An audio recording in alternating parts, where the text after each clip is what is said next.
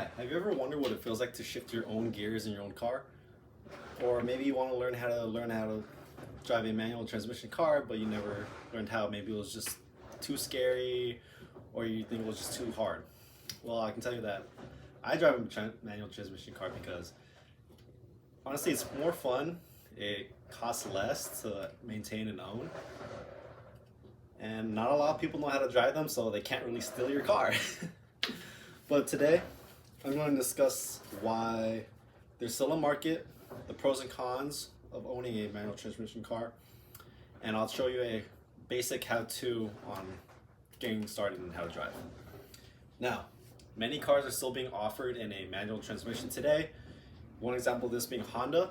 Their entire gasoline lineup, they actually still have a manual option, so you can still actually go buy them today. Now, in 2018, PR Newswire, they actually got invited out by Honda to the San Gabriel Canyons for their shifting gears event. Now, at this event, they brought about 53, 52 influencers or anyone from the media, and they showcased their new Type R and some vintage cars, so about the S2000, some older Accords, and all these were manual transmission cars. Now, at the event, they also had a four-part learning class on, so they can teach them how to drive stick. And what they found out was at the end of the class, it was more enjoyable and it wasn't as daunting or scary as they thought.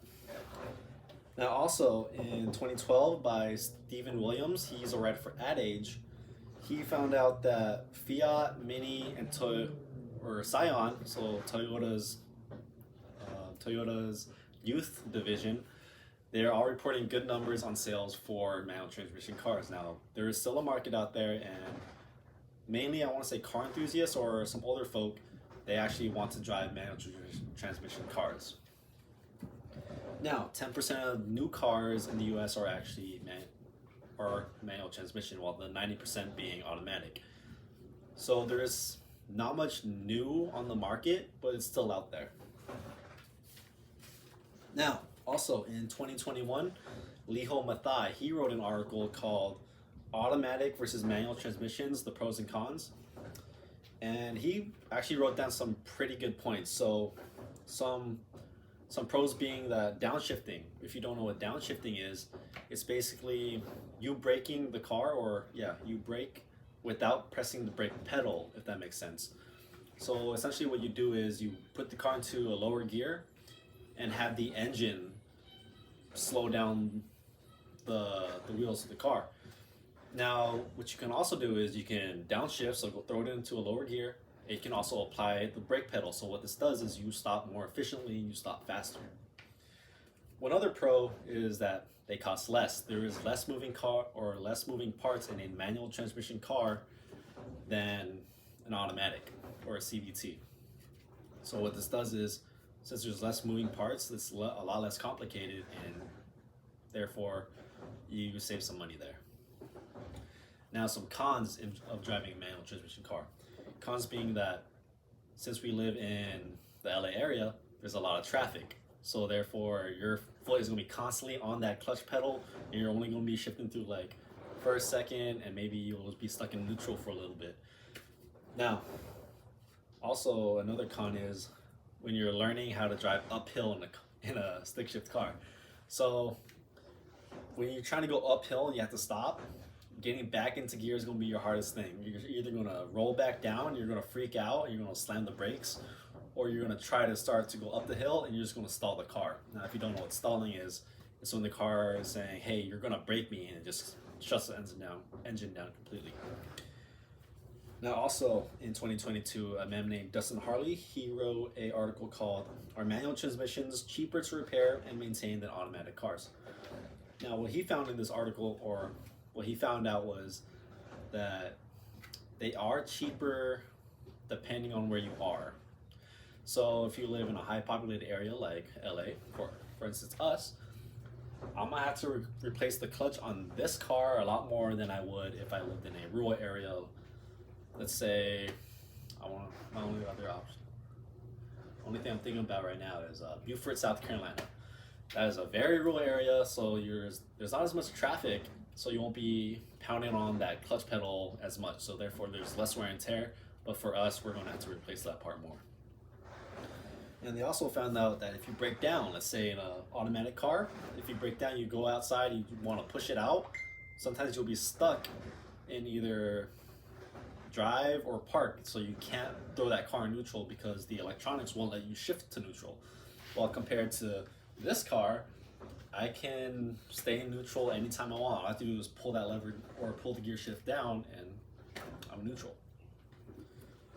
Now here's the fun part. You're actually gonna learn how to theoretically how to drive stick. Now, the article How to Drive a Stick Shift Car by Jack Nerard. He wrote this in 2021. It's really good in explaining the basics. So he starts with, let's say starting the car first. Now what you want to do is, instead of pressing down on the brake pedal like how you do in an automatic car, you're going to step on the clutch pedal. So same thing, clutch pedal, make sure that your emergency brake is up so you don't roll down a hill or roll anywhere. So clutch pedal in, that's it, just turn the key and the car's on. It's just a different pedal, it's very easy. Now the hardest part is getting into first gear. Now what you want to do is, you want to clutch in. So if this was the clutch, you got your brake and you say, theoretically right here is your accelerator, the gas pedal. You're going to clutch in, you're going to shift into first gear, so all the way left and the first notch up. So that'll be first gear, and you're going to slowly add gas. At the same time, you're going to pull away on the clutch, so it's a give and take. So gas, take away clutch, and you should start moving. And congratulations, you actually somewhat know how to drive a manual transmission car. All you have to do is practice at that point, and then I want to say within a week, I learned in a week, you should be learning how to drive. Now, in conclusion, there is still a market for these cars. A lot of people who buy them are either car enthusiasts like myself. I've owned 2 manual transmission cars and I refuse to drive an automatic, mainly because it's boring and I start falling asleep on the wheel if I'm just pushing down the brake pedal. I need to be shifting gears. So there's still a market, and we went through the pros and cons like anything. These cars have pros, there's a lot of good things, and there are some bad things to owning a manual transmission car. And lastly, it's a good skill to have, and they actually transfer over. So if you want to, lastly, we didn't do that. We went over the bare bone basics on how to drive a manual transmission car. Yeah, so like I said, it's a good skill to learn, and they actually transfer over to motorcycles if you want to learn how to do that. That's my speech. I hope you learned something. Thank you.